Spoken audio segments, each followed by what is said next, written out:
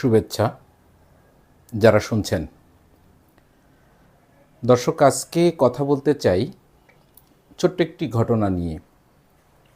গত 18, 19, 20 অগাস্ট একটি সংবাদ হয়তো আপনারা সোশ্যাল মিডিয়ার মাধ্যমে অথবা মেইন স্ট্রিমিং মিডিয়াতেও হয়তো আপনারা দেখে থাকবেন।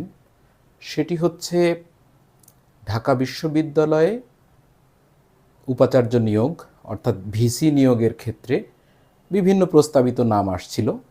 তার মধ্যে পদার্থবিজ্ঞান বিভাগের একজন শিক্ষকের নাম প্রস্তাবনা করে আসে এবং আমার এই আলোচনার সময় আমি নামগুলো ব্যবহার করছি না, কারণ আমার এই আলোচনায় নামটি খুব বেশি গুরুত্বপূর্ণ নয়। যেরকম গুরুত্বপূর্ণ আমাদের এই ঘটনাটি। তো আমি সেই ঘটনাটি উল্লেখ করতে চাই। যারা দেখেছেন তাদের নিশ্চয়ই মনে পড়বে অথবা আপনারা মেলাতে পারবেন। আমরা দেখলাম যে পদার্থবিজ্ঞান বিভাগের একজন শিক্ষকের নাম প্রস্তাবনা আকারে আসলো উপাচার্য হিসাবে, তিনি উপাচার্য হচ্ছেন এরকম। ঠিক সেই সময় আমরা দেখতে পেলাম যে তারই ছেলে অর্থাৎ পুত্র সে বিরোধিতা করল এবং সেই বিরোধিতা কতটা যৌক্তিক, বিরোধিতা করার কতটা সামঞ্জস্যপূর্ণ সেটা নিয়ে বিতর্ক থাকতে পারে। এবং ছেলে যে বিষয় নিয়ে আসলে বিতর্ক তুলেছিল বাবার বিরুদ্ধে, সেটি আমাদের আলোচনার বিষয় নয়। অর্থাৎ আমরা কাদের সঙ্গে ঘটনা ঘটেছে এবং এই বিরোধিতা কেন, সেটি একেবারেই আমাদের আলোচনার বিষয় না। কিন্তু আলোচনার বিষয় আমাদের এই ঘটনাটি বা ফ্যাক্ট। অর্থাৎ আমরা দেখলাম যে কোনো একটি ঘটনায় সন্তান বাবার বিরুদ্ধে কথা বলছে, অর্থাৎ বাবার বিরুদ্ধে অভিযোগ নিয়ে আসছে। এটি হচ্ছে আমাদের আলোচ্য বিষয়। এখন একটা প্রশ্ন কি আমরা করতে পারি?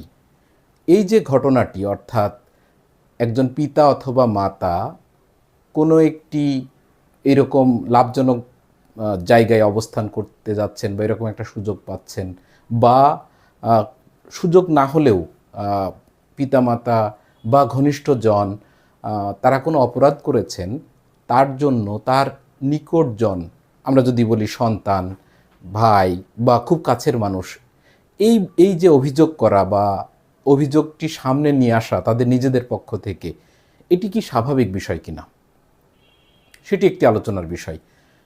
তো হয়তো অনেকেই আপনারা একমত হবেন যে হ্যাঁ, এটি হওয়া উচিত, এটি স্বাভাবিক। কেউ কেউ হয়তো বলবেন যে না, এটা তো সচরাচর দেখা যায় না, এটা অস্বাভাবিক ব্যাপার। কিন্তু আদর্শিকভাবে যদি আমরা চিন্তা করি, বিষয়টা খুবই স্বাভাবিক এবং সেটি হওয়া উচিত। আমি ব্যক্তিগতভাবে সেটি মনে করি।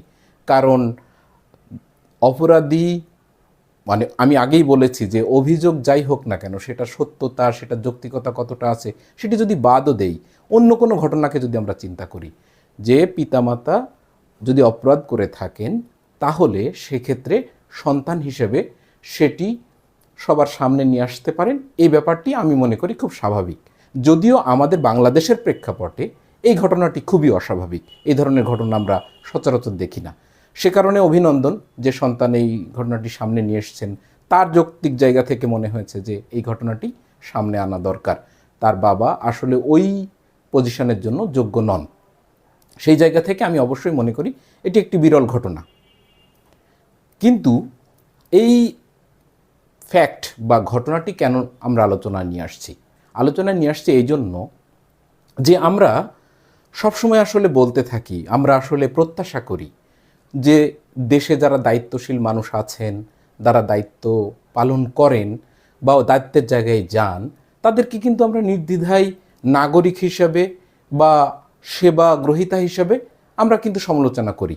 এই মানুষটি যোগ্য নয়, ওই মানুষটি যোগ্য নয়, ওই মানুষটি এই কাজটা ঠিকমতো করছেন না, ওই মানুষটি এই অপরাধ করছেন। এই ধরনের নানা মাত্রিক কথা আমরা কিন্তু বলতে থাকি, প্রতিনিয়তই বলি। কিন্তু এই কথাটি তার পরিবার থেকে, তার ঘনিষ্ঠজন অথবা তার সন্তান এই বলাটা আমরা স্বাভাবিক মনে করছি না। আমরা মনে করছি না যে এটি খুব স্বাভাবিক একটা ব্যাপার। তাহলে ব্যাপারটা কীরকম দাঁড়াচ্ছে? এটা কি একটি কন্ট্রাডিক্টরি ব্যাপার হয়ে যাচ্ছে না? বৈপরীত্য ব্যাপার হচ্ছে না? বিপরীত ঘটনা ঘটছে না?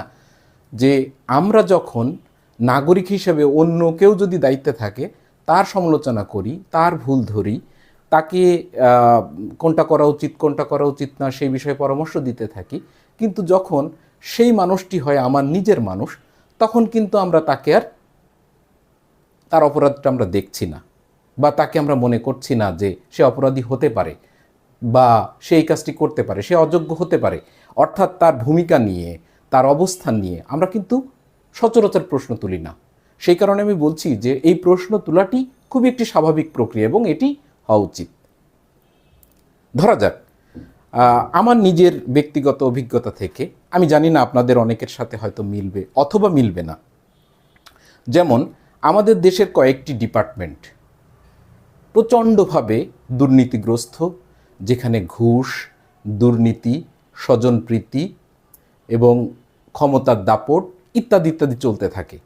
এটি জাতীয়ভাবে স্বীকৃত, আমরা প্রত্যেকেই, আমি জানি যে আপনারা কেউ এই বিষয়ে দ্বিমত করবেন না। যেমন আমরা যদি বলি পুলিশ, তো পুলিশ মানে কি? অর্থাৎ আমাদের দেশে পুলিশ কখনোই জনগণের বন্ধু নয়। পুলিশ এমন একটি ডিপার্টমেন্ট যেখানে ঘুষ, দুর্নীতি, ক্ষমতার অপব্যবহার ইত্যাদি চলে। আমরা জানি রাজস্ব বা এনবিআর এটি একটি দুর্নীতিগ্রস্ত ডিপার্টমেন্ট, আমরা সবাই জানি। আমরা জানি যে কাস্টমস সেটি একটি দুর্নীতিগ্রস্ত ডিপার্টমেন্ট। তো এইরকম অনেকগুলো ডিপার্টমেন্ট রয়েছে, অনেকগুলো ক্ষেত্র রয়েছে, অনেকগুলো প্রতিষ্ঠান রয়েছে। আমরা জানি যে এইখানে মানুষ যারা কাজ করেন তারা অধিকাংশ, আমি বলছি না যে এখানে কেউ সৎ মানুষ নেই, কেউ যোগ্য মানুষ নেই, কিন্তু অধিকাংশ মানুষ, যেখানে অধিকাংশ মানুষ যেই চরিত্রের, আমরা নিশ্চয়ই সেই প্রতিষ্ঠানকে সেভাবেই মূল্যায়ন করব। এটি খুব স্বাভাবিক ব্যাপার। তো ধরে নেওয়া যাক যে কোনো একজনের বাবা বা তার পরিবারের ঘনিষ্ঠজন বা তার আত্মীয়, পরিবারের বললেই ভালো হয় বা বাবা বললেই ভালো হয়, আমাদের আলোচনা করতে সুবিধা হবে। তো ধরে নেওয়া যাক পুলিশে চাকরি করে, অথবা কাস্টমে চাকরি করে, অথবা সে রাজস্বতে চাকরি করে। যদি কখনো প্রসঙ্গক্রমে তার প্রসঙ্গ আসে, হয়তো সে বা তিনি বলেন যে যদি জিজ্ঞেস করা হয় বা কখনো কথা প্রসঙ্গে যদি আসে বাবা কি করেন বা মা কি করেন, হয়তো বলছেন যে আমার বাবা পুলিশ, এবং সঙ্গে সঙ্গে তিনি তখন কিন্তু আরেকটি কথা বলছেন যে তবে আমার বাবা কিন্তু খুব সৎ, আমার বাবা কিন্তু ঘুষ খান না, জীবনে কোনো দিন কিন্তু কোনো অন্যায় করেননি। আমার বাবা কাস্টমসে চাকরি করেন বা আমার মা কাস্টমসে চাকরি করেন, কিন্তু তিনি কিন্তু খুব সৎ, তিনি কিন্তু কখনো কোনো ঘুষ খাননি। তার মানে এই ধরনের, মানে এই প্রতিষ্ঠান সম্পর্কে মানুষের যে মনোভাব, মানুষের যে ধারণা, যে পারসেপশন, সেটিকে ভাঙার জন্য সঙ্গে সঙ্গে তাকে এই ধরনের একটা কথা আবার বলতে হয় যে আমার বাবা পুলিশে চাকরি করেন কিন্তু ঘুষ খান না।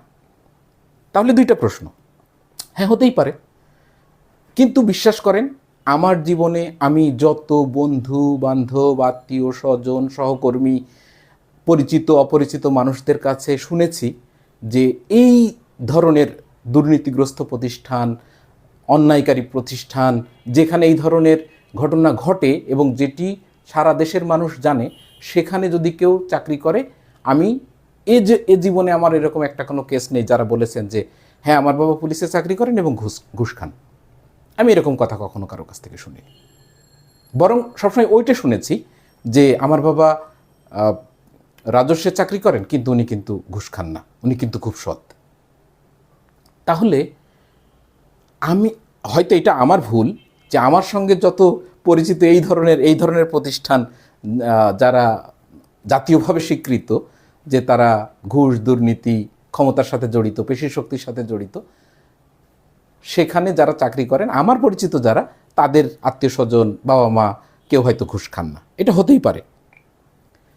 কিন্তু আমরা সারা দেশের কথা যদি চিন্তা করি, ওখানে যারা চাকরি করেন কারো না কারো বাবা, কারো না কারো ভাই, কারো না কারো আত্মীয়, তাই না, কারো না কারো ঘনিষ্ঠজন, আমি বোধ করি যে তারাও হয়তো যখন কথা বলেন নিশ্চয়ই এই কথা বলেন যে সে ঘুষ খান না। বা তিনি ঘুষ খান না। কি চমৎকার, তাই না? আমরা তো সবাই ধোয়া তুলসী পাতা।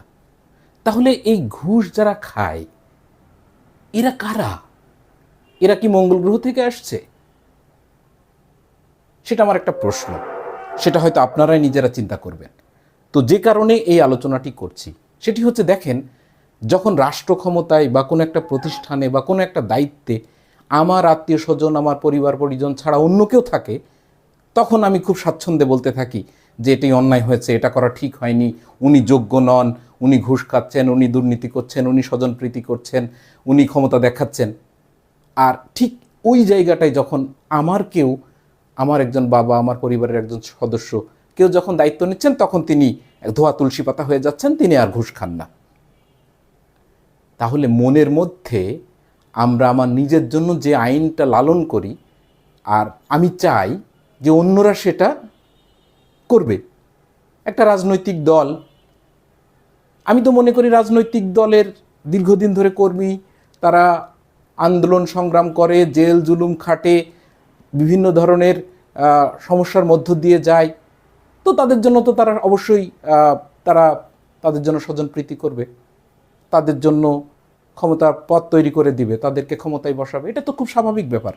আপনি যদি আপনার বাবা মা, আপনার আপনজনের বেলায় আপনি মনে করেন যে না, সব পুলিশ ঘুষ খায়, সব এনবিআর অফিসার ঘুষ খায়, সব কাস্টমস অফিসার ঘুষ খায়, কিন্তু আপনার বাবা মা ঘুষ খায় না, আর যখন অন্য একটা মানুষ ঘুষ খাবে তখন সমস্যা, তাদের সমস্যা কি? সমস্যাটা এইখানেই।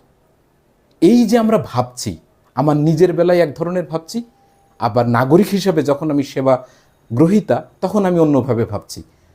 এই বৈপরীত্যের কারণে বা এই কন্ট্রাডিক্টরি ক্যারেক্টারিস্টিক্সের কারণে আসলে আমরা কোনো দিন আমরা ভালো কিছু দেখব না, কোনো পরিবর্তন হবে না। কারণ আমি আমার নিজের পরিবর্তন কখনো ঘটাইনি।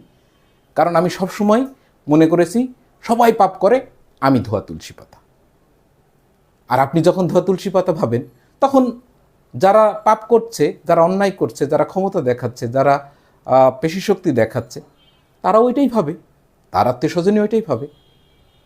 তাহলে শুরুটা হওয়া উচিত কোথা থেকে? যেই ছেলেটি তার বাবার বিশ্ববিদ্যালয়ে, ঢাকা বিশ্ববিদ্যালয়ের উপাচার্যের মতো প্রস্তাবনার ব্যাপারে বিরোধিতা করলো, আমি মনে করি সে যথেষ্ট স্বাভাবিক আচরণ করেছে। সে এটি হওয়া স্বাভাবিক, হয়তো হয় না বলে আমাদের কাছে অস্বাভাবিক মনে হচ্ছে, কিন্তু আমি মনে করি সে একটি যোগ্য কাজ করেছে।